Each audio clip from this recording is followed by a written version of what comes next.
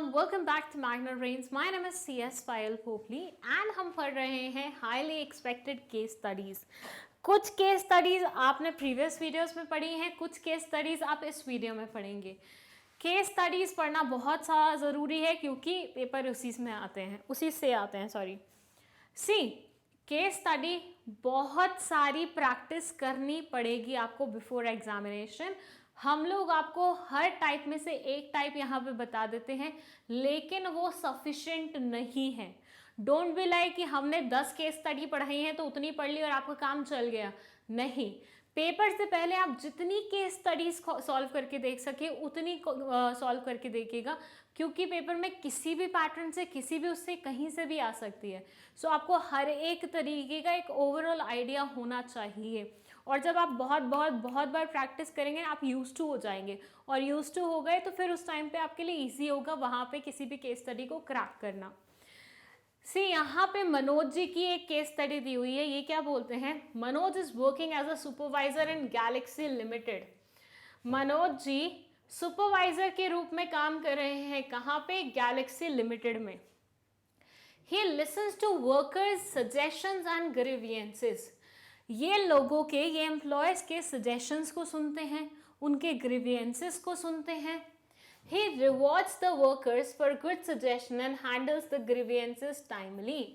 ये वर्कर्स के अच्छे जितने भी सजेशंस होते हैं उनके लिए उन्हें रिवॉर्ड देते हैं एंड ग्रीवियंसेस को टाइमली हैंडल करते हैं, कंप्लेंट्स को टाइमली हैंडल करते हैं। He insists on free flow of communication to solve the conflict among management. ये फ्री फ्लो ऑफ इंफॉर्मेशन पे वर्क करते हैं कि भैया कोई भी कहीं से भी किसी के साथ कम्युनिकेट करे, डायरेक्टली बात करने से ज़्यादा चीज़ें सॉर्ट आउट होती हैं ताकि मैनेजमेंट में कॉन्फ्लिक्ट ना हो और वर्कर्स के बीच में कॉन्फ्लिक्ट ना हो। While scheduling the times he also consult the workers. मतलब ये जब शेड्यूल तैयार करते हैं तब भी लोगों से पूछते हैं कि आप कितने बजे आना चाहोगे, कैसे आना चाहोगे, ये और वो। सो ओवरऑल यहाँ से देख के समझ में आ रहा है कि मनोज जी कितने अच्छे से काम करते हैं। कोई भी इंसान इनके पास कंप्लेंट लेके आता है तो ये कोशिश करते हैं उसे टाइमली सॉल्व कर दे। कोई भी इंसान इनको कुछ अच्छा सजेशन देता है तो ये उन्हें रिवॉर्ड देते हैं। जब ये किसी का शेड्यूल तय करते हैं, लोगों से पूछते हैं आपको कितने बजे आना है, कैसे आना है, क्या करेंगे, कैसे करेंगे, and at the same time ये फ्री फ्लो ऑफ इंफॉर्मेशन पे बिलीव करते हैं कि सब लोग जिससे बात करना है डायरेक्टली जाके बात करो, ताकि ना वर्कर्स के बीच में कॉन्फ्लिक्ट हो, ना ही मैनेजमेंट के बीच में कॉन्फ्लिक्ट हो। सो ये है मनोज जी के बारे में कुछ शब्द। अब आप बोलेंगे ये तो उनकी तारीफें हो गई। तो बेटा ये उनकी तारीफें नहीं हुई, ये उनकी बिजनेस स्टडीज में तारीफें हुई हैं। तो इससे कुछ ना कुछ क्वेश्चन निकलेगा। क्या क्वेश्चन निकल रहा है? वो ये है, explain functions performed by Manoj as a supervisor. आपको यहाँ पे मनोज जी के बारे में जो भी आपने राम कथा पढ़ी है, मनोज कथा पढ़ी है, उसमें आपको ये बताना है कि उनके क्या क्या फंक्शंस थे, वो क्या क्या फंक्शंस कर रहे हैं। अगर आप देखें तो आप फर्स्ट लाइन से पढ़ते आ रहे हैं कि मनोज जी ऐसा कर रहे हैं, मनोज जी वैसा कर रहे हैं, मनोज जी ये कर रहे हैं, मनोज जी वो कर रहे हैं। बस आपको कुछ नहीं बताना, मनोज जी का ये सुपरवाइजर के लेवल पे जो फंक्शंस होते हैं, मतलब हमने सुपरवाइजर्स के फंक्शन पढ़े हुए हैं कि वो लोग क्या क्या करते हैं, तो बस वही टेक्निकल लैंग्वेज में आपको बता देना है कि इस पूरे इंस्टेंस में उन्होंने क्या क्या किया है।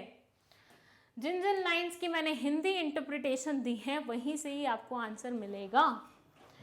अगर आपको समझ नहीं आ रहा है, वीडियो को पॉज कर लीजिए, एक बार इसको दोबारा से पढ़ लीजिए। मैं साइड हो जाती हूँ, यहाँ पे देख लीजिए क्या लिखा हुआ है, एंड उसके बाद मैं आंसर रिवील करूँगी, तो आप वीडियो को अनपॉज करके देख सकते हैं कि क्या आंसर है।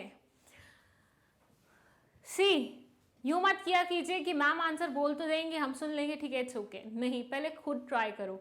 मे बी तुम सही हो, जब तुम सही होगे तुम्हें बहुत खुशी मिलेगी, जब तुम गलत होगे तुम्हें कुछ नया सीखने को मिलेगा। सो दोनों ही वे में तुम्हारी विन विन सिचुएशन होगी। सो वेट किया करो, पॉज कर लिया करो और अपना आंसर दिमाग में सोच लिया करो, फिर चेक किया करो कि क्या आंसर मैच कर रहा है कि नहीं कर रहा। मैं यहाँ आंसर रिवील कर रही हूँ 2 3 1। 2 3 1 वैसे सीक्वेंस नहीं होता बट ठीक है। First is improve motivation. जब ये हर किसी को खुश रखते हैं, हर किसी से उसका शेड्यूल उससे पूछ के तय करते हैं, हर एक चीज़ लोगों के अकॉर्डिंग कर रहे हैं, तो ये वहाँ पे उनका मोटिवेशन लेवल ही तो बढ़ा रहे हैं। जब चीज़ें आपके अकॉर्डिंग होंगी तो क्या आप अपना 100% नहीं देंगे? आप घर पे बोलते हैं आज हलवा बनना चाहिए क्योंकि मेरा कल टेस्ट है और मैं बहुत अच्छे से पढ़ना चाहता हूँ, मम्मी हलवा बना के आपको दे दें, तो अब आपको फील नहीं होगा कि भैया अब तो मेरी ऑब्लिगेशन है अच्छा पढ़ना, क्योंकि भैया मैं जिस चीज़ की मांग कर रहा था वो भी मुझे मिल गया। फिर है सेकेंड, इम्प्रूव कम्युनिकेशन। ये कोशिश करें कि कम्युनिकेशन बहुत ही अच्छे वे में हो, फ्री फ्लो से हो, ताकि किसी के बीच में कोई भी कॉन्फ्लिक्ट ना अराइज हो। तो यहाँ पे ये कम्युनिकेशन भी तो क्या कर रहे हैं, इम्प्रूव कर रहे हैं। मेंटेन ग्रुप यूनिटी, ये फ्री फ्लो से ये भी इंश्योर कर रहे हैं कि कॉन्फ्लिक्ट ना हो लोगों के बीच में। जब लोगों के बीच में कॉन्फ्लिक्ट नहीं होगा तो उनके बीच में क्या होगा, प्यार होगा, यूनिटी होगी। तो बस ये भी चीज़ उन्होंने इम्प्रूव वो कर ली, इंश्योर। सो तीनों ही फंक्शंस मनोज जी इस पर्टिकुलर इंस्टेंस में, इस पर्टिकुलर केस स्टडी में कंप्लीट कर रहे थे। चलिए, ये हो गई हमारी सिंपल सी एक केस स्टडी। अब हम जंप करते हैं हमारी नेक्स्ट केस स्टडी पे। सो नेक्स्ट हमारी केस स्टडी थोड़ी सी लेंथी है, थोड़ा सा दिमाग लगेगा, बट सिंपल है। दिमाग तो हर चीज़ में ही लगता है एनीवेज। ये क्या बोलते हैं, एक है सर रहीम सर। तो रहीम सर के साथ क्या हो रहा है, Rahim was working in an enterprise on daily wages basis. Daily wages basis क्या होता है, मतलब जिस दिन आओगे उस दिन के पैसे लेके घर चले जाओगे बस। तो ये रहीम जी एक एंटरप्राइज में काम कर रहे हैं डेली वेज बेसिस पे। It was difficult for him to fulfil the basic needs of his family. Daily wage workers के लिए अक्सर मुश्किल हो जाता है अपनी फैमिली का पेट पालना, क्योंकि आपको किसी दिन काम मिलेगा, किसी दिन नहीं मिलेगा। जिस दिन आपको काम मिला उस दिन आप पैसे लेके घर जाएंगे, आपका घर चल जाएगा, आप अच्छे से खा पाएंगे। लेकिन जिस दिन आपको काम नहीं मिला, व्हाट अबाउट दैट, उस दिन आप क्या करेंगे? सो ये बोलते हैं कि किसी दिन तो वो बहुत ही मतलब सही रहता था उनके साथ, कभी कभी वो बेसिक नीड्स को भी कंप्लीट नहीं कर पाते थे। ऊपर से एक और अनफॉर्चुनेट इवेंट हो गई कि उनकी डॉटर फेल इल, उनकी डॉटर बीमार हो गई। He had no money for his daughter's treatment, और इनके पास बिल्कुल भी पैसे नहीं थे अपनी बच्ची का इलाज कराने के लिए। सो एक दर्द भरी कहानी दी हुई है यहाँ पे रहीम जी की। ये बोल रहे हैं रहीम जी बहुत ही गरीब थे, डेली वेज बेसिस पे एक एंटरप्राइज में काम करते थे, कभी कभी बेसिक नीड्स भी पूरी नहीं कर पाते थे, और ऊपर से इनकी बेटी की तबीयत खराब हो गई। तो ऐसे में वो बेटी को मतलब ट्रीटमेंट के लिए भी नहीं लेके जा पाए। To meet the expenses of her treatment he participated in a cycle race. अपनी बेटी की ट्रीटमेंट के पैसे के लिए उन्होंने एक साइकिल रेस में पार्टिसिपेट किया and won the prize money, और प्राइज मनी जीत गए। जब एक इंसान, टूटा हुआ इंसान जिसकी बच्ची बीमार है, हॉस्पिटलाइज्ड है, उसके लिए उसके पास पैसे नहीं है, हॉस्पिटलाइज कैसे होगी, पैसे तो थे ही नहीं, तो पैसे नहीं है, उसको हॉस्पिटल लेके जाना है। तो ऐसे में अगर वो किसी भी चीज़ में, किसी भी गेम में पार्टिसिपेट करता है तो वो अपना 200% देगा उसे जीतने के लिए, क्योंकि उसे पता है उसकी मजबूरी क्या है और वो प्राइज मनी से उसको क्या मिल सकता है। तो प्राइज मनी के कारण उन्होंने रेस में पार्टिसिपेट किया, और रेस में पार्टिसिपेट करके उन्होंने वो रेस जीत भी ली। The cycle company offered him a permanent pensionable job. जो साइकिल कंपनी थी वो उनका उत्साह देख के उनको एक परमानेंट जॉब दे दी उन्होंने, कि भाई सब लो, तुम ये परमानेंट जॉब ले लो। अभी तक तुम कैसा काम कर रहे थे, डेली वेज वर्कर के रूप में काम कर रहे थे, now you can have a permanent job of your own, which he happily accepted. भैया अगर आप किसी को कोहिनूर ऐसे प्लेट में दे देंगे, मना थोड़ी ना करेगा। तो उन्होंने फट से ले ली कि भैया थैंक यू सो मच, इसकी मुझे बहुत ज़्यादा रिक्वायरमेंट थी। तो story goes around like this कि एक इंसान था, गरीब था, डेली वेज वर्कर था, पैसे नहीं रहते थे उसके पास अक्सर। अब उसकी बच्ची बीमार हो गई है, बच्ची बीमार हुई है तो उसकी ट्रीटमेंट के लिए पैसा नहीं है। उसके चलते हुए उन्होंने एक रेस में पार्टिसिपेशन किया, रेस में पार्टिसिपेट करके वो उस रेस को जीत गए। एंड जीतने के बाद ना सिर्फ उनको प्राइज मनी मिला, बल्कि उनको मिल गई कटोरी में एक प्लेट, कटोरी में प्लेट में एक जॉब परमानेंट नेचर की। ठीक है, अब क्वेश्चन स्टार्ट होते हैं। स्टोरी हम समझ गए हैं, अब क्वेश्चन स्टार्ट होते हैं। ये बोलते हैं which element of directing is indicated above. आपने पूरी स्टोरी रीड की है, आपको पूरा पता चला है कि क्या हो रहा है, कैसे हो रहा है। अब आपको यहाँ पे बताना है कि डायरेक्टिंग के जो 4 एलिमेंट्स होते हैं, हिंट दे रही हूँ मैं, 4 एलिमेंट्स होते हैं, मैंने बहुत बार रिपीट किया है चैप्टर्स में। तो ये बोलते हैं डायरेक्टिंग के जो 4 एलिमेंट्स हैं उनमें से कौन से एलिमेंट के बारे में यहाँ पे बात हो रही है, आपको वो बताना है। And at the same time by quoting the lines from the above para identify the needs of Rahim that are satisfied by offer of cycle company. आपको इस पैराग्राफ में से वो लाइन कोट करनी है जहाँ से पता लगे कि रहीम की वो कौन सी नीड्स पूरी हो रही हैं।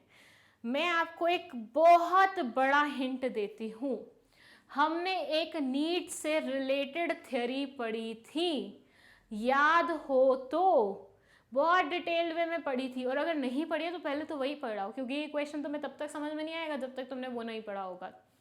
तो नीड थ्योरी से, नीड हायरार्की थ्योरी से रिलेटेड हमने एक थ्योरी पढ़ी थी, वो आपको यहाँ पे यूज करनी है। That's a big hint for you people.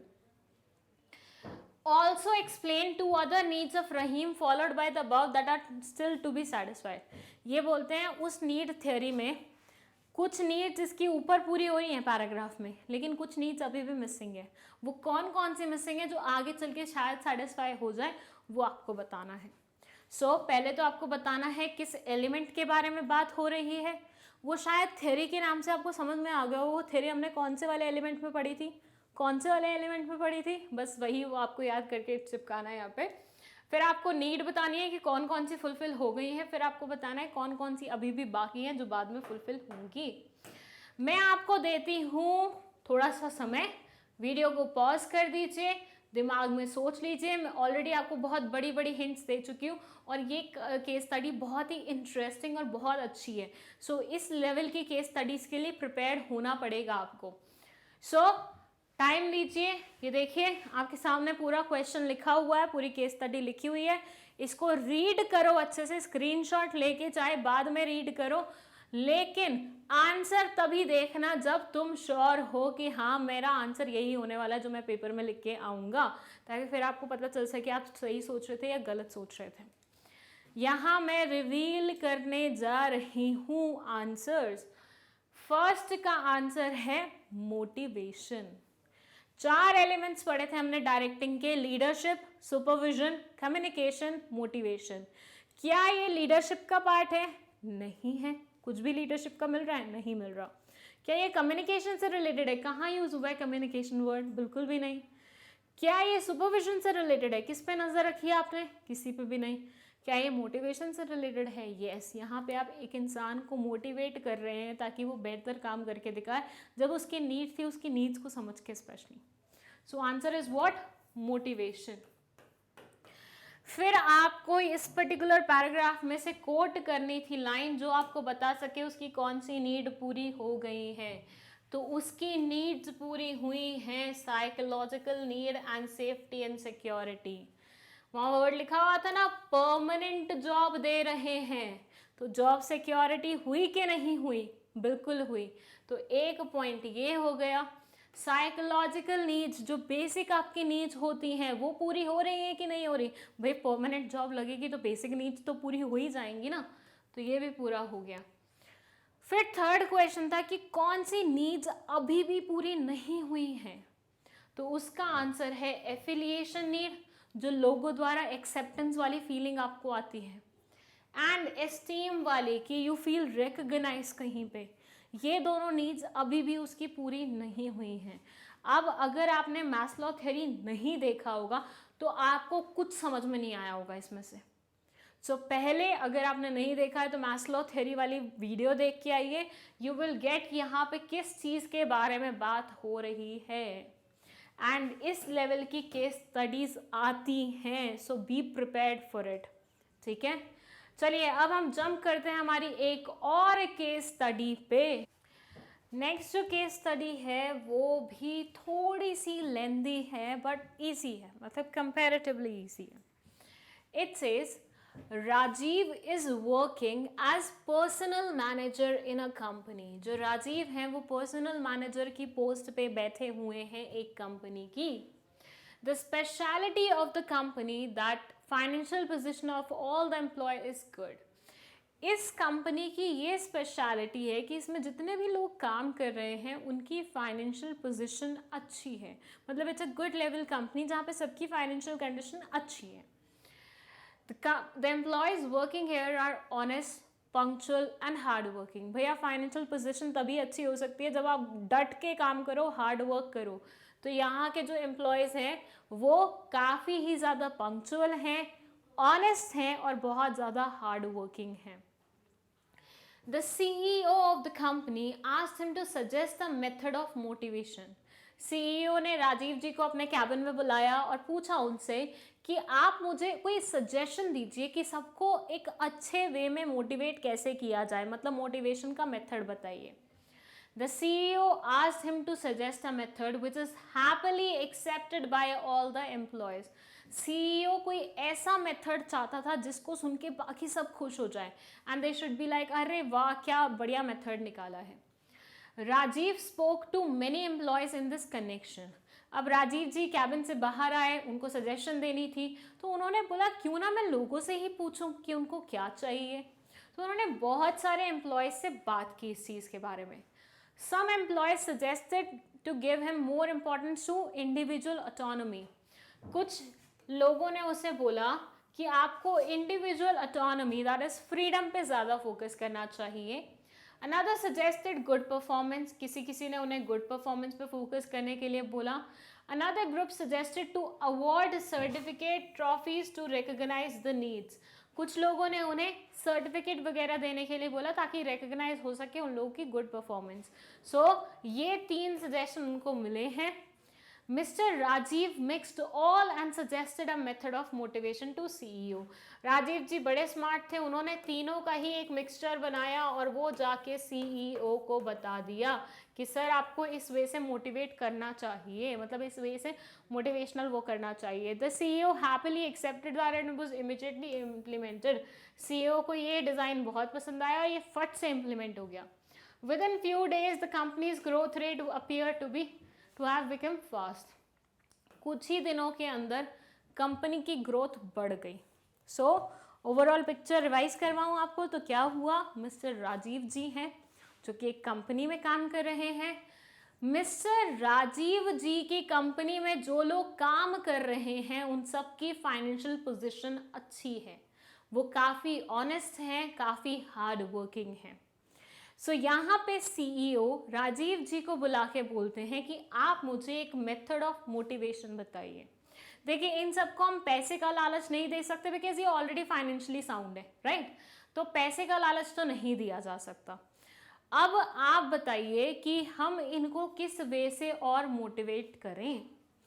तो राजीव जी ने बोला कि ठीक है मैं 2 मिनट सोच के आता हूँ। वो कैबिन से बाहर आए, उन्होंने बहुत लोगों के साथ डिस्कशन किया जिसमें किसी ने बोला रिकग्निशन देनी चाहिए, किसी ने बोला फ्रीडम देनी चाहिए, किसी ने बोला कि सर्टिफिकेट वगैरह दो, गुड परफॉर्मेंस का अवार्ड दो, अप्रिशिएट करो। तो ऐसे ऐसे हर किसी ने अपना अपना ओपिनियन दिया। राजीव जी ने सारे ओपिनियन सुने, सबको कंपाइल किया और एक प्लान बना के CEO के पास पहुंच गए कि सर ये मैं मेथड ऑफ मोटिवेशन लाया हूँ। CEO काफ़ी खुश हुआ उस मेथड ऑफ मोटिवेशन से एंड ही सेड कि हम यही इम्प्लीमेंट करेंगे और फट से उन्होंने इम्प्लीमेंट कर भी दिया। चलिए फट से इम्प्लीमेंट तो हो गया और कुछ ही दिन में देखने को मिला कि कंपनी की ग्रोथ काफ़ी ज़्यादा बढ़ गई है। अब आते हैं हम इस पर्टिकुलर केस स्टडी के क्वेश्चंस पे, क्योंकि हमने पूरी स्टोरी समझ ली है। केस स्टडी बोलती है identify the functions of management indicated in the above paragraph. ऐसे क्वेश्चन जब आते हैं ना तो इनको बहुत ध्यान से रीड किया करो। ये आपसे पूछ रहे हैं मैनेजमेंट के फंक्शन के बारे में। मैनेजमेंट के बहुत सारे फंक्शन होते हैं, planning, organising, directing, staffing, controlling, right? आपको यहाँ पे बताना है कि इस पूरे पैराग्राफ में किस फंक्शन के बारे में बात हो रही है। अब आप बोलेंगे मैम डायरेक्टिंग चैप्टर है तो डायरेक्टिंग की बात हो रही होगी। तो बेटा यहाँ पे तो आप बहुत जल्दी बोल रहे हैं, लेकिन पेपर में क्या इतनी जल्दी निकलेगा मुंह से? वहाँ पे आपको नहीं पता होगा ये कौन से चैप्टर का है, तो उस टाइम पे आपको थोड़ा सा स्टोरी में जाना पड़ेगा। बार बार किसके बारे में बात हो रही है? बार बार बात हो रही है मोटिवेशन के बारे में। और मोटिवेशन किसका एलिमेंट है? डायरेक्टिंग का एलिमेंट है। यहाँ से आपको लिंक बिठाना पड़ेगा, वरना वहाँ पे आप कंफ्यूज हो जाएंगे। जब चैप्टर के एंड पे हम केस स्टडी पढ़ते हैं तो हमें बहुत इजी लगती है, लेकिन जब वही चीज़ पेपर में आ जाती है तो ट्रिकी लगती है। तो आपको स्टोरी में से ही कुछ एलिमेंट ढूंढने पड़ेंगे जिसकी वजह से आप गेस कर पाए। तो आंसर इज व्हाट? डायरेक्टिंग। यहाँ पे मैंने आंसर स्ट्रेट अवे दे दिया है क्योंकि मुझे ऐसा लगा कि आप लोग इतनी जल्दी गेस कर लेंगे, इसलिए। सेकेंड है, which motivation method were suggested by different group of employees. आपको बताना है इस पूरी स्टोरी को देख के कि कौन से वाले मोटिवेशनल मेथड्स लोगों ने सजेस्ट किए थे। And which motivation method combine all the above stated and was suggested by personal manager। आपको ये बताना है कि जो पर्सनल मैनेजर था उसने कौन सा अपनी तरफ से प्लान बना के दिया था। सो टेक योर टाइम, मैं ये सब रब कर देती हूँ, रीड इट अगेन और सोचो, लाइन बाय लाइन पढ़ के सोचो क्या आंसर हो सकता है। पॉज कर लो वीडियो को अगर अभी आंसर क्लिक नहीं कर रहा है तो। आंसर देख के वीडियो सॉल्व करने का मतलब ही नहीं बनता है, केस स्टडी सॉल्व करने का, सॉरी। सो वेट, आंसर दिमाग में सोचो, फिर वीडियो अनपॉज करके देखो कि क्या तुम्हारा आंसर मिलता है कि नहीं मिलता है। मैं आंसर रिवील कर रही हूँ, 3, 2, 1 go. First answer is what? Directing, पहले ही बता दिया था। Second, recognition and autonomy. अगर आपने पढ़ा हो तो यहाँ पे लिखा हुआ था कि सम एम्प्लॉयज़ को इंडिविजुअल ऑटोनॉमी पे फोकस करना था, वेयरएज बाकी सबको रिकग्निशन पे फोकस करना था। तो बिल्कुल यहीं से पॉइंट्स उठाए गए हैं और आपका आंसर दिया गया है। एंड थर्ड का आंसर है ऑर्गेनाइजेशनल क्लाइमेट। ये सब चीज़ें मैं अब एक्सप्लेन नहीं करूँगी क्योंकि मैं ऑलरेडी पास्ट वीडियोस में आपको ये सारी चीज़ें एक्सप्लेन कर चुकी हूँ। सो अगर आपने वीडियोस नहीं देखी हैं तो प्लीज़ प्रीवियस वीडियोस देख लीजिए, क्योंकि वो देखे बिना आप नहीं समझ पाएंगे कि यहाँ पे किस चीज़ के बारे में बात हो रही है। सो ये हो गई हमारी एक और case study. Let's talk about another case study now. ये केस स्टडी थोड़ी सी लेंथी है, बट ये बोलते क्या है उस पर फोकस करते हैं। It says following communications indicate barriers to effective communication। यहाँ पे जितने भी इंस्टेंसेस दिए हुए हैं from A to E, you will find कि कहीं ना कहीं इफेक्टिव कम्युनिकेशन में कोई ना कोई बैरियर आया हुआ है। Identify them and also mention the measures to be taken to improve the effectiveness of communication। आपको उन सारे बैरियर्स को आइडेंटिफाई करना है एंड बताना है कि क्या मेजर्स लिए जा सकते हैं उन बैरियर्स को हटाने के लिए। सबसे पहले तो ये सुन लो, बच्चे यहाँ पे क्या गलती कर सकते हैं। बच्चे यहाँ गलती कर सकते हैं कि आप ये तो बताएंगे कि कौन सा बैरियर है, लेकिन मेजर्स बताना भूल जाएंगे। बहुत बच्चे एक्साइटमेंट में अरे ये तो कितना सिंपल क्वेश्चन है और एकदम आंसर करते हैं और उसके बाद आधा आंसर छोड़ देते हैं। तो बिल्कुल मत भूलिएगा, ये आपसे दो चीज़ें पूछना चाह रहे हैं। फर्स्ट तो आपसे ये मेथड वो पूछना चाह रहे हैं कि कौन से वाला है बैरियर, और दूसरा पूछेंगे उसके मेजर्स करेक्ट करने के। देन फर्स्ट इसमें है इंस्टेंस जिसमें बोल रहे हैं the national sales manager during his visit to southern zone spoke to sales managers in Hindi. ये नेशनल सेल्स मैनेजर है, ये गया साउथ में और साउथ में ये लोगों से हिंदी में बात कर रहा है। आप बोलेंगे अरे कर रहा है तो क्या दिक्कत है, बड़ी बात है। तो देख लीजिए क्या बड़ी बात हो सकती है। साउथ में गए हैं भाई साहब और हिंदी में बात कर रहे हैं। चलिए जंप करते हैं सेकेंड इंस्टेंस पे। ये क्या है? During a meeting the manager was addressing to the problem of competitors pricing policy. एक मीटिंग हो रही थी जहाँ पे जो मैनेजर था वो बता रहा था कि कॉम्पिटिटर्स की प्राइसिंग पॉलिसी में क्या क्या प्रॉब्लम्स हैं। The two executives were busy talking to each other. जैसे स्कूल में टीचर पढ़ा रही होती है और दो बेस्ट फ्रेंड्स कोने में बैठ के बातें मार रहे होते हैं। तो ऐसा ही कुछ हुआ कि एक मीटिंग चल रही थी, मैनेजर कुछ इंपॉर्टेंट डिस्कस कर रहे थे, लेकिन इन दोनों को तो फुर्सत ही नहीं थी आपस में बात करने से। और किस बारे में बात कर रहे थे कि वीकेंड पे कहाँ चलना है। The manager got distracted and forgot to inform the major changes in company's pricing policy. इन दोनों की बातचीत की वजह से, इन दोनों की न्यूसेंस की वजह से जो मैनेजर था वो डिस्ट्रैक्ट हो गया and as a result of which वो इम्पॉर्टेंट इंफॉर्मेशन देना भूल गया जिसके लिए मीटिंग रखवाई थी। फर्स्ट इंस्टेंस में क्या हो रहा है, एक नेशनल सेल्स मैनेजर साउथ में जा रहे हैं और हिंदी में बात कर रहे हैं लोगों से। सेकंड में ये हो रहा है कि एक मीटिंग चल रही थी, दो लोग आपस में बातें करे जा रहे थे, उसकी वजह से जो मैनेजर था वो ढंग से नहीं बता पाया कोई भी चीज़। Then third, Mohit prefers to stay away from his boss. He is always scared of what if his boss does not approve his suggestions. Mohit हमेशा अपने बॉस से कटा कटा दूर दूर रहता है क्योंकि उसे डर लगता है कि व्हाट इफ उसके बॉस ने उसके सजेशंस को सही नहीं माना, अप्रूव नहीं किया या कुछ भी, मतलब इसने सजेशंस दिए ही नहीं उसके चलते हुए। तो आप बताइए कौन से वाला बैरियर है और उसको किस तरह से ख़त्म कर सकते हैं। Then had the sales manager, while addressing to fresh graduates, explained the threats and opportunities company was facing.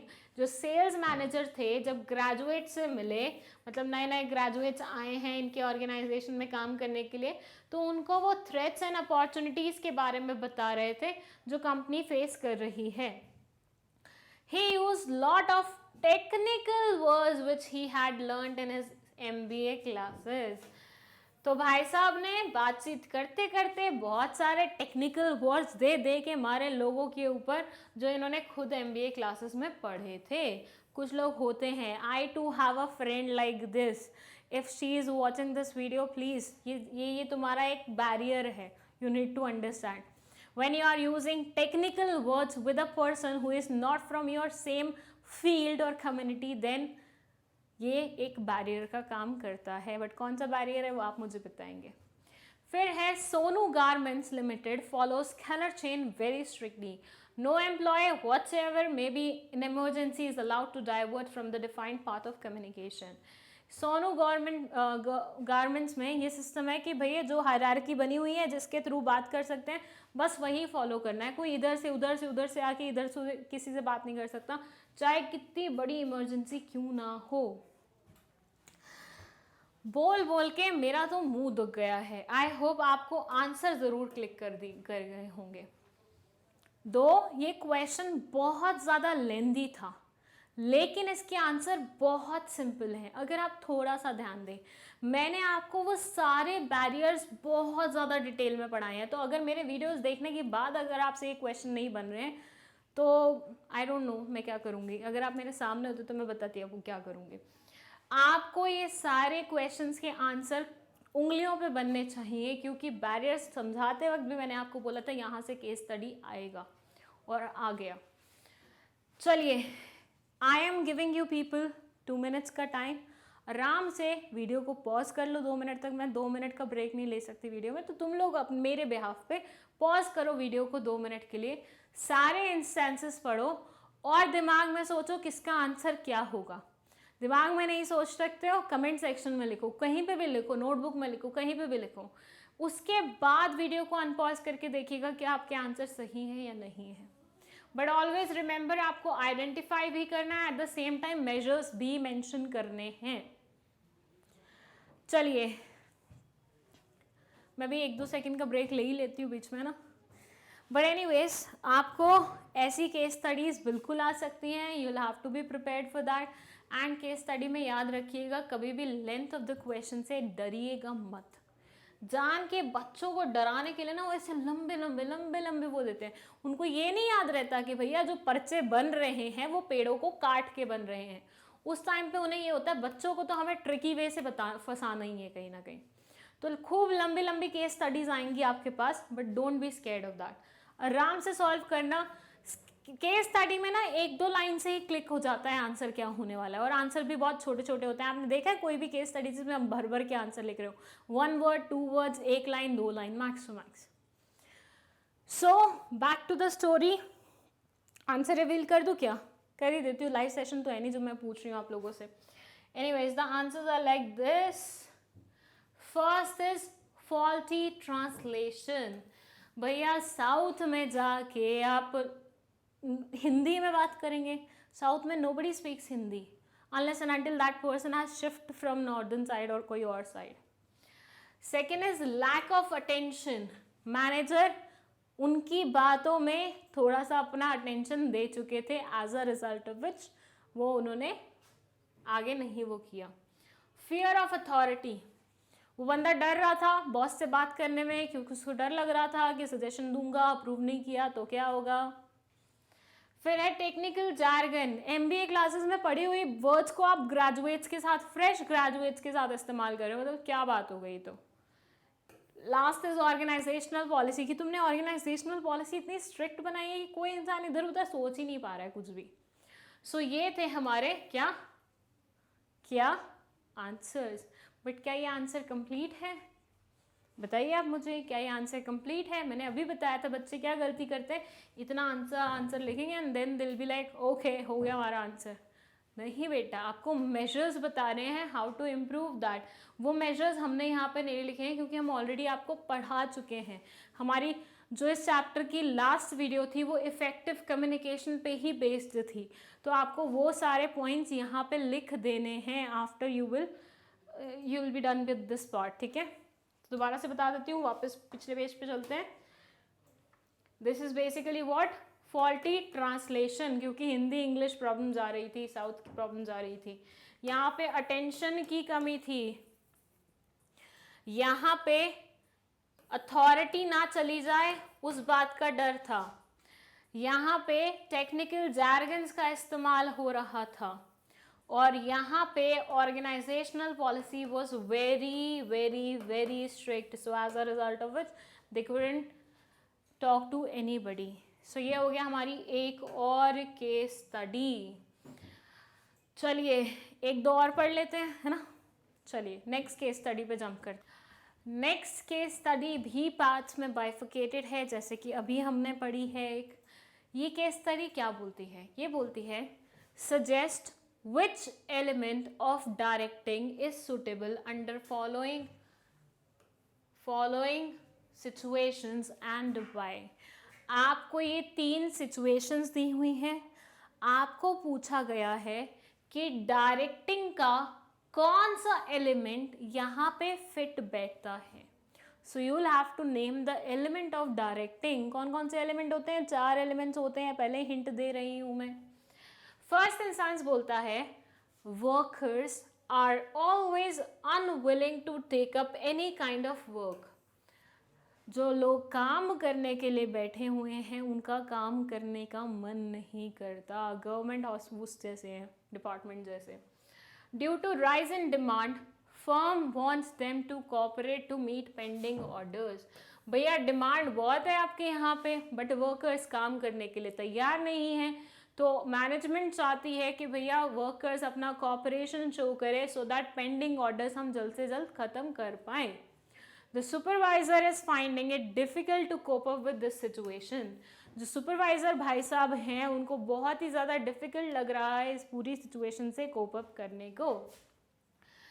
आपके प्रोडक्ट्स की डिमांड अच्छी है, आपके वर्कर्स काम करना नहीं चाहते हैं, बहुत सारे ऑर्डर्स पेंडिंग हैं जो कि आप ख़त्म करवाना चाहते हैं, कंप्लीट कराना चाहते हैं, और सुपरवाइज़र बिल्कुल भी नहीं सोच पा रहा है ऐसी सिचुएशन में क्या करे क्या करे क्या करे। यहाँ पे वो क्या करे, तो यहाँ पे वो डायरेक्टिंग का कौन सा वाला एलिमेंट यूज़ करे वो आपको बताना है। ठीक है, चलिए सेकेंड इंस्टेंस पे आते हैं। Workers of a factory are going to production manager for guidance and information. जो वर्कर्स हैं फैक्ट्री के वो प्रोडक्शन मैनेजर के पास जा रहे हैं ताकि उनको थोड़ी सी गाइडेंस मिले, थोड़ी सी इंफॉर्मेशन मिले। As a result he is overburdened with the work. जिसके कारण वो बहुत ज़्यादा ओवरबर्डन्ड है। भैया वैसे तो उसके खुद के भी काम है प्रोडक्शन मैनेजर के, ऊपर से ये लोग भी जा रहे हैं वहाँ पे, तो as a result of which उसको लग रहा है कि वो बहुत ज़्यादा ओवरबर्डन्ड है। Advice him with which function of directing he can reduce his workload। आपको उसे एडवाइस करना है कि डायरेक्टिंग का कौन सा फंक्शन करके वो अपने काम को, अपने वर्कलोड को कम कर सकता है। सो एक इंसान है जिसका नाम है प्रोडक्शन मैनेजर, सॉरी उसकी पोस्ट है प्रोडक्शन मैनेजर की, लोग उसके पास सजेशंस लेने के लिए आ रहे हैं लेकिन उसके पास ऑलरेडी बहुत सारा काम था, तो वो ओवरबर्डन्ड है। You will have to tell directing का कौन सा फीचर, कौन सा फंक्शन इस्तेमाल करके हम उसके वर्कलोड को कम कर सकते हैं। That's the second scenario. Now let's jump to the third one. It says, in an organization, employees hesitate to express their feelings and suggestions। एक organization है जहाँ पे organizational employees are very वो कि हेजिटेट फील करते हैं अपने suggestions share करने से पहले। They do not take initiative to express their problems and suggestion. वो कभी भी इनिशिएटिव नहीं लेते कि अपने सजेशंस वो सामने वाले के इंसान के साथ शेयर करें। सो ये है क्या, ये है कुछ एलिमेंट्स, मतलब ये हैं कुछ इंस्टेंसेस जिसमें आपको डायरेक्टिंग के अलग अलग एलिमेंट्स यूज़ करने हैं और बताना है कैसे सिचुएशन से कॉप अप किया जाए। क्वेश्चन आपके सामने है, टीचर आपका साइड हो चुका है, सोच लीजिए, पॉज कर लीजिए, दोबारा से रीड कर लीजिए और उसके बाद हम आंसर डिस्कस करेंगे। आंसर डिस्कस तभी होना चाहिए आपके फ़ोन में जब आपके दिमाग में आंसर आ चुका हो। बिना आंसर दिमाग में लाए वीडियो मत देखना, आई एम टेलिंग यू। चलिए मैं रिवील कर रही हूँ आंसर यहाँ पे, 3, 2, 1 गो। ओके, सो फर्स्ट सिचुएशन में क्या है? इन this situation manager must use motivation element. 4 elements बताए थे ना डायरेक्टिंग के, motivation, leadership, supervision and communication. तो यहाँ पे फिट बैठ रहा है मोटिवेशन। लोग काम करने के लिए राजी नहीं हैं, लालच दीजिए उन्हें, मॉनेटरी नॉन मॉनेटरी लालच दीजिए और उन्हें राजी कीजिए काम करने के लिए। Second, in this situation, production manager must appoint a supervisor who will act as a linking pin between production manager and workers। यहाँ पे supervisor को एक who will in this situation production manager appoint a supervisor, okay sorry, यहाँ पे production manager को एक supervisor को क्या करना चाहिए, appoint करना चाहिए जो कि उसके और workers के बीच में एक लिंकेज का काम करेगा, जिससे प्रोडक्शन मैनेजर का काम भी खत्म हो जाएगा, कम हो जाएगा और उसको ज़्यादा एक्स्ट्रा बर्डन भी नहीं लगेगी इन सब चीज़ों की। ठीक है। Third instance, in this situation there is a great need for effective leadership. इस इंस्टेंस में लीडरशिप की कमी है, तो यहाँ पे कौन से वाला एलिमेंट है, एक second, motivation, supervision and leadership, MSL, in 3 elements को इस्तेमाल करेंगे हम डिफरेंट इंस्टेंस में। यहाँ पे लीडरशिप की कमी से हम वो जो चीज़ जा रही थी जहाँ पे इनिशिएटिव नहीं लिया जा रहा था, वहाँ पे लोगों का मोरल बूस्ट करेंगे, वहाँ पे लोगों के बीच में कॉन्फिडेंस बिल्डअप करने की कोशिश करेंगे, वहाँ पे लोगों को ऐसा चांस देंगे कि नहीं तुम आगे बढ़ो, हम तुम्हारे साथ हैं, तो ऐसे वो इनिशिएटिव लेना स्टार्ट कर देंगे। तो इस तरह से तीनों के आंसर आ जाएंगे। And finally it's over. Yes, बोल बोल के मेरा गला बहुत बुरी तरह से दुखने लग गया है। सो अब केस स्टडी खत्म हो गई है डायरेक्टिंग चैप्टर की, अब बचे हैं सिर्फ MCQ में आपको थोड़े से ही MCQ पढ़ने हैं, क्योंकि बाकी तो आप खुद से पढ़ेंगे, हम तो बस आपको बता देंगे इस तरह के आ सकते हैं। एंड फिर हम शुरू करेंगे हमारा एक नया चैप्टर जिसका नाम है what, controlling. That will be the last chapter of this book. So जल्दी से जल्दी फिनिश करते हैं, आप भी अपना सिलेबस फिनिश कीजिए और हम भी करेंगे। कोई भी डाउट है कमेंट सेक्शन में लिखते जाइए, जैसे ही हम देखेंगे रिप्लाई करेंगे। And at the same time अगर आपको नोट्स चाहिए तो उसके लिए आप लिंक यूज़ कर सकते हैं जो कि डिस्क्रिप्शन बॉक्स में लिखा हुआ है। एंड मैग्नेट ब्रेन चैनल पे ऑलरेडी 11-12 बिजनेस स्टडीज़ की 2 अलग से प्लेलिस्ट बनी हुई है जिसमें सारी चीज़ें टॉपिक वाइज मेंशन है। अगर आपको कोई भी डाउट है